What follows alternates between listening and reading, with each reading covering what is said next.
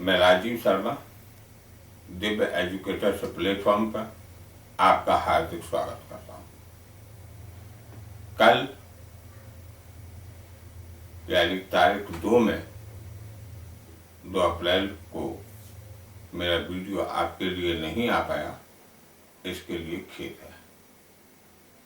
Mobile से video load करना वास्तविकता में बड़ी परेशानी का विषय था और आप लोगों को ध्यान में रखते हुए मैंने आज नया ब्रॉडबैंड कनेक्शन लिया है, जिससे कि आपको कोई भी बाधा पैदा ना हो। आज गुड गवर्नेंस एंड डेमोक्रेसी पर यह मेरा 6वां वीडियो है, वो भी डायरेक्ट डेमोक्रेसी का यानी प्रत्यक्ष लोकतंत्र का। हम प्रत्यक्ष लोकतंत्र में वीडियो नंबर 5 तक आपको बता चुके थे जनमत संग्रह। आज उसका 2 पार्ट और हैं, वो हैं आपका इनिशिएशन यानी आरंभन और दूसरा है रिकॉल यानी हिंदी में उसे कहते हैं प्रत्यावाहन। इनिशिएशन को हम समझते हैं स्विट्जरलैंड में, भारत में इसे दूर दूर तक नहीं देखा जा सकता, थोड़ा बहुत देखा जाता है तो पंचायती राज व्यवस्था में, लेकिन यूँ कहें कि पूरी तरीके से वो भी गलत है, ये पूरी तरीके से नहीं है।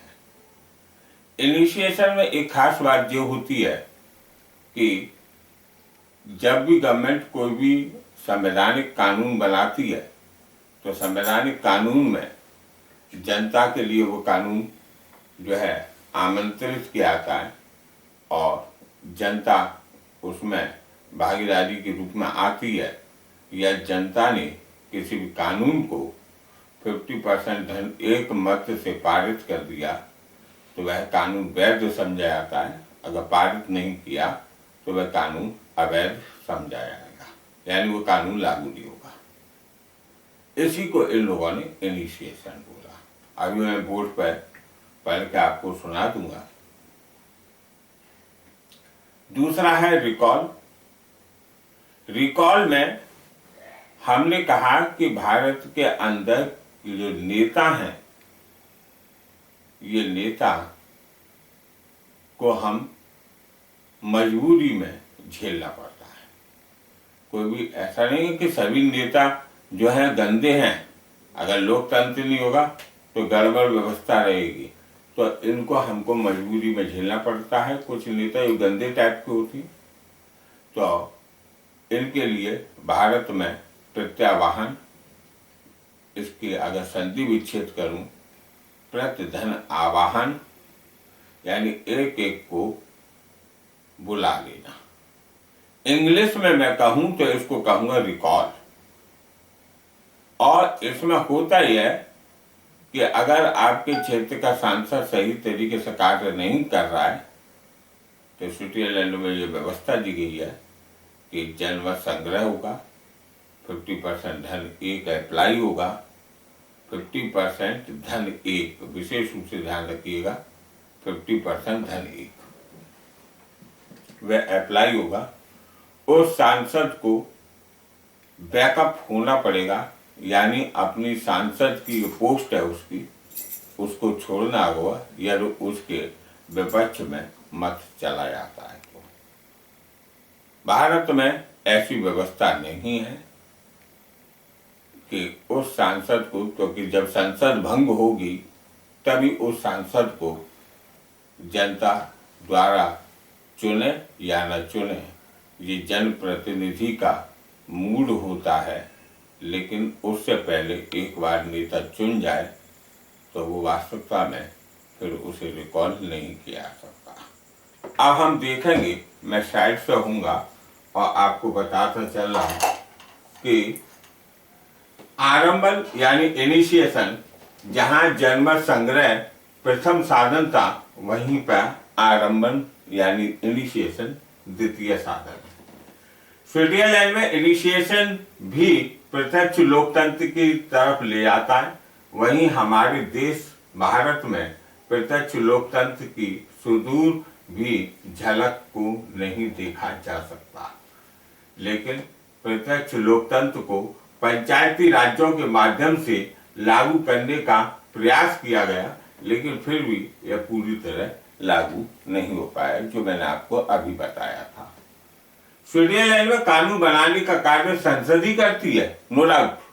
पार्लियामेंट को यह रेस्पॉन्सिबिलिटी हो कानून बनाए, लेकिन यहाँ इनिशिएशन का अर्थ है कि जनता का बहुमत किसी कानून निर्माण के लिए है, यानी 50% धन एक लोग कानून की डिमांड करते हैं, तो वहां से भी कानून की शुरुआत होती है।